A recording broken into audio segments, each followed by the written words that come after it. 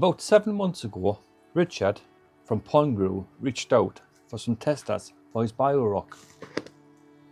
And at the time, I didn't think I'd get picked, but I did. Between you and me, I was actually shocked he did pick us, because I was just a wee small channel in a big pond of YouTube. So you can imagine how excited I was when I turned up back off holiday to find 5 kilos of his purple Biorock waiting for us. And I have to be honest, I was quite skeptical about the whole nitrate reduction within a fish tank and how much could you actually achieve in such a small area. So without hesitation, I set up a 200 litre tank with the Biorock in it. And to be quite honest, I wasn't holding my breath for much, but I was shocked. Stick around this video and you'll see why. I think it's important to say that I've been given this product to test, so technically it's a paid for presentation. Just bear that in mind. So I have to say, before we start, this isn't a scientific test. Yep, this is just my opinions on how I found it. Have a quick look at how it acted with fishes, how it acted with plants, the aesthetics of it, how it actually looks within the tank, and also the nitrate reduction. So first of all, we'll go on to the fish. Now, we did have a lot of concerns about how rough it actually felt. But to be quite honest, I bought some long-finned bristle-nosed plecos and some corridoras who would interact with the rock on a daily basis and not just floating around over the top of it. And I haven't had no real significant changes to their finnage at all. So it's not really that rough as what you're making out. It's actually dulled down a bit over time as it's seasoned. It's got a coating of algae on it, which is probably preventing the process of the nitrification. So when it comes to fish, I'd have to say it's a pro, in my opinion, as it's done no damage to the fish. Simple as that. So when it comes to the plants, this is where I'm not too sure. I'm going to have to say this is a bit of a con for the Biorock. I'll show you, and I'll insert a picture now to show you the top tank to the bottom tank that have got exactly the same substrate in both. The only difference is one's got Biorock in, one hasn't. Now if you look at the top tank, you'll see that the plants have got this like lime green look about them. And then when you look at the bottom, they've got this luscious green look about them, like they're getting everything they need. So I'm not too sure how it's actually working, but it does look like something that the plants needs getting stripped out as well as the nitrates. Cut out the bag. So I'm not too sure. I'm not a chemist. I wouldn't know. Maybe it's stripping some carbon dioxide out the water as well to help with the nitrification process. Maybe it's doing that. Maybe it's taking that as its carbon source. Who knows? I'm not a scientist, like I said. But I have found that the plants in the top tank look a lot more anemic to the plants in the bottom tank. So that's plants of the way. So we've got one pro and one con so far. The next thing is the aesthetics. Now, if you've got a saltwater tank, this will look amazing, to be quite honest, because it's no different from this to coral. Simple as that, and live rock.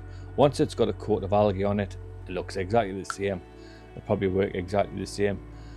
The only thing is, it doesn't look very natural within the freshwater community tank. It doesn't. I cannot say anything else. It doesn't look very natural. Hopefully it comes up a way where he makes some like geometric, more shape kind of rocks that would fit in with it. If you've done that, then maybe he's on to a winner for the freshwater as well as the saltwater. I know there's a few people testing saltwater at the minute. It'll be interesting to see what their verdicts and opinions are on the Biorock, but this is mine on just the freshwater. So when it comes, like I say, when it comes to aesthetics, it doesn't look natural within there. Didn't help I got sent to purple. You don't really get purple rocks unless it's slate, and then slate's more uniformed in shape. It doesn't look like just the slag that's fell out the extrusion machine when he's been making the little pellets of Biohome. But maybe that's something you can do in the future, like I say. So now, up to the important thing. Started testing way back, start of November.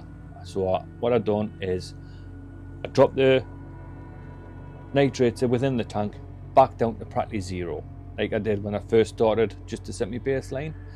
Back then, 7 months ago, it took something like 20 days to hit like a 20 parts per million with the fish stock that I had in. Now I know you're going to say the fish stock would have changed. Yes, it has, but I have tried to take fish out to get the same kind of bioload kind of size of fish, because I did have angelfish in that tank. I've moved them down, but then I've also added corridoras in there, and all the fish have actually grown a bit as well, sort of thing. So who knows, it's that. So on to nitrate reduction.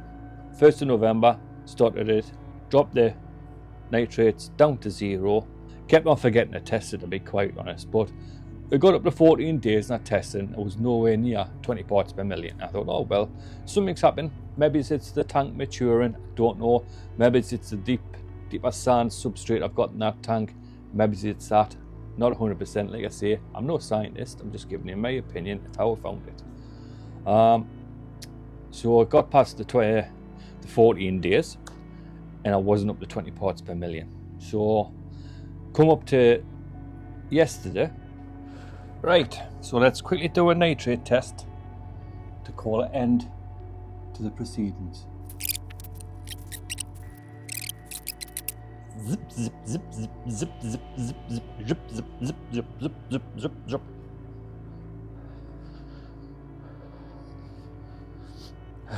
I really speed it up now for you.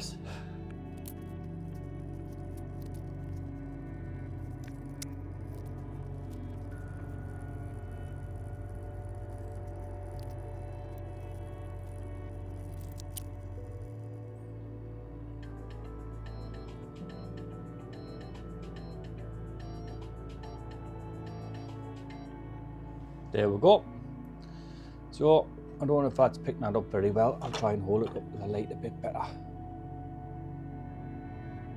Yeah, definitely still between 10 and 20 parts per million. Who knows? It might even get over that. That may be its leveling out part. I can't really tell you. I could probably leave it another week, but that's without water change, 26 days. And that's why it's got up to 20 parts per million. No water changes. Now I know what you're thinking. You've had different fish. You've had different food regimes of feeding, because you've had like juvenile fish compared to adult fish, things like that. So I have tried to balance it out to get a little bit more thing. Like I say, I know it's not the scientific experiment I've comprised here by any means, but it's the best I could do at short notice. And I will be doing more of a scientific experiment with tank A, tank B. What I will do, and then after Christmas, I'll take a bit of the Biorock, put it in a bare bottom tank. Now one is a bare bottom tank. I'll probably take some in Bristol nose, put 5 in each, and then I can control the feeding them both. Put a sponge filter in that's seasoned and let them go from that. Who knows? Yeah, we'll just do that. That'll probably give them more of a scientific experiment of how it's actually performed correctly. But to be quite honest, I was shocked. I didn't want to be in a position where I was so blown away with it, but I have been, to be quite honest. I wasn't expecting it. It's one of them things. It has worked. Simple as that. The only real concerns is how much is it going to cost when it does hit the shops, because you're not really going to be at any benefit if all you've actually done is removed one water change. The cost would never be like cost efficient to go out and buy if all this Biorock, you know what I mean? So hopefully the cost doesn't go through the roof when he does bring it to the market, if he does. And like I say, the only cons I've had are probably aesthetics looking, and also the plants. For some reason, like I say, the plants have decided to go like this limp green. Amazon swords, I feel like I'm constantly putting root tabs on them underneath them to keep them going, because compared to the one on the bottom, I don't put nothing in and they thrive, where on the top I've struggled. It just seems like if I forget to put a root tab in every month, it dies straight away. The leaves start going see-through, opaque, and they die off. So hopefully this video will show you just how I've got on with it. Now, I'm not saying go out and buy it, by all means. Maybe buy it in little bits. But if I was you, I would wait till he comes up with a more uniform shape for the Biorock before I went out and purchased it. If I had a saltwater tank, by all means I'd run out now and buy it. But like I say, I'd be a bit dubious, because if it's taking the minerals out that the plants need as well, who knows what it's doing in a saltwater tank. Could be doing exactly the same. And if you've got your little soft corals and stuff like that, and you're dosing the tank especially for them, and it starts stripping out that, who knows. But I'm not a saltwater specialist, so I wouldn't be able to comment on that. Definitely not. I'm not even a freshwater specialist. Where am I getting that from? I'm just giving my honest opinion of how I found it. He was good enough to send us it, so I should be good enough to do a review video of how I found it after 7 months. So hopefully you enjoyed it, and until next time, ta-da!